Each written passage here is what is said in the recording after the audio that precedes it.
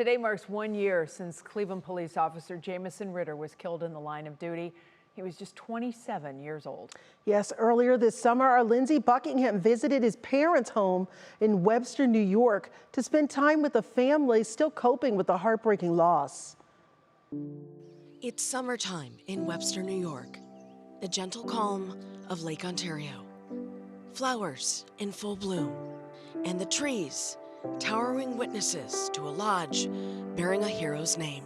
We can never fully repay Jamieson's sacrifice, but we can honor him by ensuring future generations know the story behind Jamieson and his extraordinary life of service and his life of sacrifice. His story began just a few miles away at his parents' home, now filled with sounds of those he left behind.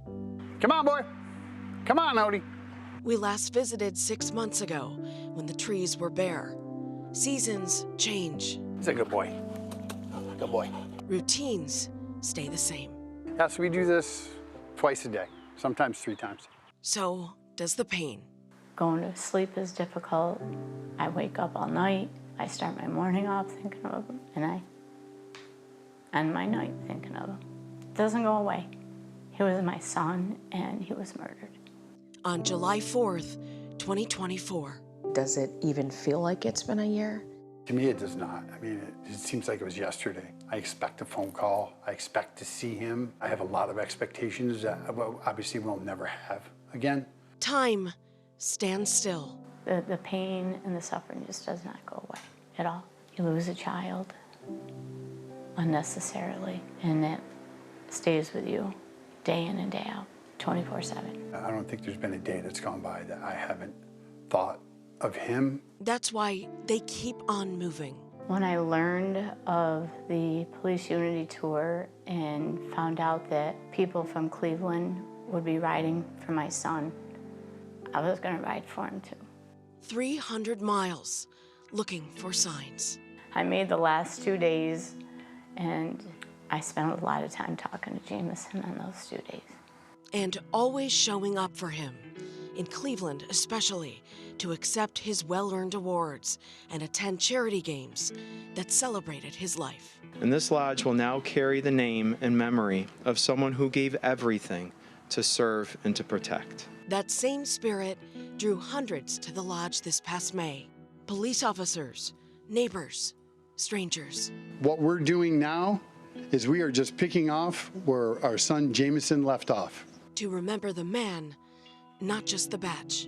His love for life and his desire to genuinely nurture and take care of people. He did that without even thinking twice.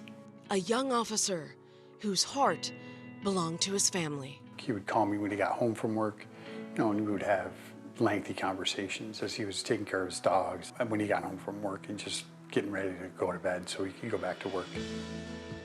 He was just gentle and caring and supportive. I mean, he happened to be my go-to. The son they refuse to let the world forget. A foundation now, a scholarship, a mission. He became a police officer to make a difference.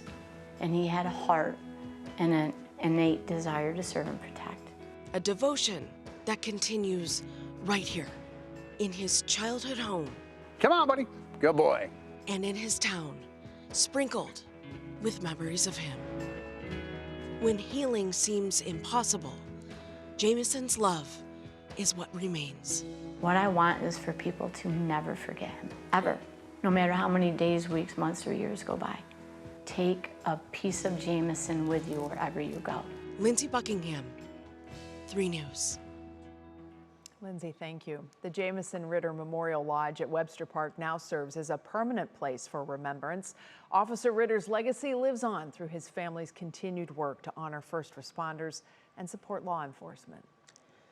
You can share your own heartstring stories with our team. Just email heartstrings@wkyc.com. And don't forget, if you'd like to see more stories like these, you can catch Heartstrings every weekday at 10 a.m. right here on our WKYC Plus app.